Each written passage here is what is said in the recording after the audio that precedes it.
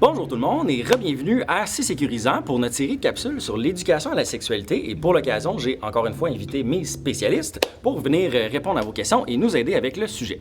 Là, petite mise en situation, imagine que je suis un prof, un enseignant, et là j'ai écouté les autres capsules, ça va bien, je comprends, j'ai regardé les balises, mais là, oh my god, par quel bord est-ce que je prends ça? Est-ce qu'il y a du matériel qui existe? Où est-ce que je peux aller chercher ça? Où est-ce que ça se trouve? Au secours, je ne sais pas quoi faire. OK, pas de panique David, on a des choses pour vous aider. C'est sécurisant.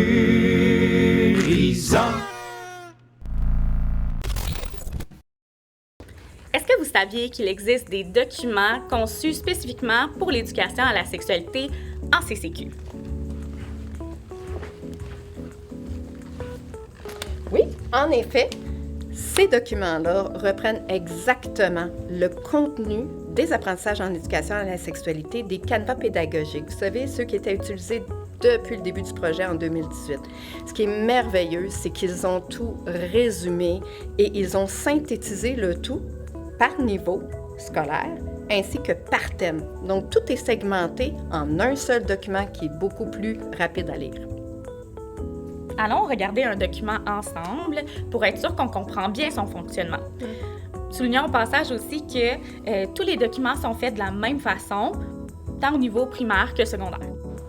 Allons donc voir un des documents de soutien en éducation à la sexualité produit par le ministère de l'Éducation pour vous soutenir en CCQ. La première page nous informe de la structure générale du document avec des pictogrammes en bas de page. Par la suite, on retrouve toujours la table des matières. Ce qui est intéressant, c'est que chacun des segments est muni d'un hyperlien pour bien accéder directement aux différentes sections. Par la suite, on a aussi des informations au sujet du développement psychosexuel des jeunes, important pour tout référencement, pour par la suite être suivi des éléments de contenu qui sont directement liés au programme CCQ, qu'on le retrouve dans un tableau facile d'accès. C'est par la suite suivi par des apprentissages clés et à la toute fin, on retrouve toujours des ressources complémentaires pour aller un peu plus loin.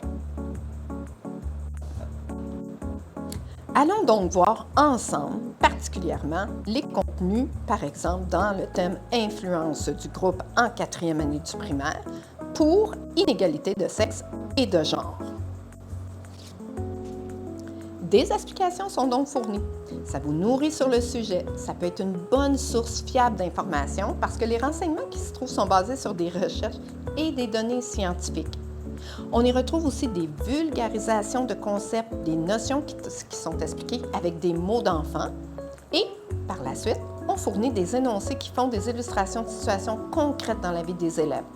Certaines des informations sont destinées au personnel scolaire, attention, donc elles ne doivent pas être utilisées en classe avec les élèves, bien lire les consignes, tout particulièrement par rapport aux illustrations sur les thèmes de prévention et violence à caractère sexuel. Le document de soutien, là, pourquoi c'est important de le connaître? Parce que ça donne des lignes directrices au niveau des enseignements qu'on peut faire ou surtout de ses limites d'un niveau à un autre. On peut se dire aussi que le ministère a fait ces documents-là comme source fiable d'informations sur le thème à l'étude. C'est important aussi, par contre, de se familiariser avec les orientations du programme CCQ, pas juste aller voir dans ces documents-là, parce que ça va donner sens aux apprentissages liés à l'éducation à la sexualité. En plus des documents du ministère dont on vient de parler, il ne faut pas oublier que depuis des années, des professionnels du milieu scolaire et vos responsables en éducation à la sexualité ont produit vraiment plusieurs outils de soutien, voire même des clés en main. Il faut savoir que ces clés en main-là sont toujours d'actualité. D'ailleurs, on vous invite à aller peut-être communiquer avec vos responsables CCQ ou EduSex pour voir où sont nichés, où sont logés ces outils-là sur une plateforme dans votre CSS. La seule chose à laquelle on veut apporter votre attention aussi, c'est que malgré que les contenus soient encore très d'actualité, ils ne respectent peut-être pas encore la posture CCQ.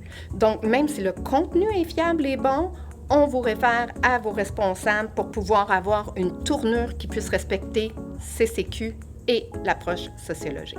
Lynn, on invite aussi les gens à faire attention à l'utilisation d'intelligence artificielle. On sait que c'est populaire ces temps-ci, mais il faut se rappeler que ces intelligences-là sont basées sur des humains qui ont des biais et qui ne sont pas nécessairement des sexologues ou des experts en éducation à la sexualité en milieu scolaire. Donc, on vous demande, on vous invite en fait à faire attention, à avoir une certaine rigueur, une vigilance au niveau des contenus proposés, tant dans vos recherches que les images que vous pouvez générer avec l'IA. Et en général aussi, on vous dit, faites attention avec l'utilisation d'Internet en général, hein, parce que les sources, on le sait, comme dans le programme CCQ, que c'est pas toutes les sources qui sont fiables. Absolument. En ce sens, je vais faire du pouce sur ce que tu dis. C'est un rappel amical ici. On en a vu certaines balises et certaines recommandations en termes justement d'images à utiliser en éducation à la sexualité. Donc, petit rappel amical, attention aux images que vous utilisez. Elles doivent non seulement respecter le développement psychosexuel des jeunes, mais aussi, on veut avoir une certaine variété, entre autres au niveau de l'image corporelle. Il faut que ce soit ethno-culturel aussi. Si on a à utiliser des planches anatomiques pour des organes génitaux, attention à ce que vous utilisez également. Et en ce sens, j'aimerais faire une petite parenthèse.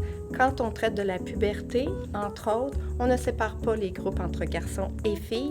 On fait donc vraiment une éducation à l'universel. Si par contre, par la suite, on se rend compte que certaines filles et certains garçons voudraient plus pousser plus loin, en fait, les questions, il est toujours possible de faire des sous-groupes par la suite. Mais l'intervention de base puis l'éducation de base, elle est en grand groupe au départ. Certainement. Vous pouvez retourner voir notre première vidéo qui explique les fondements en éducation à la sexualité et la vidéo numéro 2 qui explique la posture à privilégier et des astuces de pro. Bon succès! Pour plus d'informations, je t'encourage à aller voir ton programme ou le Géniali ministériel ou consulter nos autres capsules vidéo. Et si tu as des questions ou besoin d'accompagnement, demande à ton CP local qui se fera un immense plaisir de venir t'aider avec ta planif, tes projets, tes SAE, ton ménage, ton lavage, te passer 20$, te conduire un peu partout, élever tes enfants.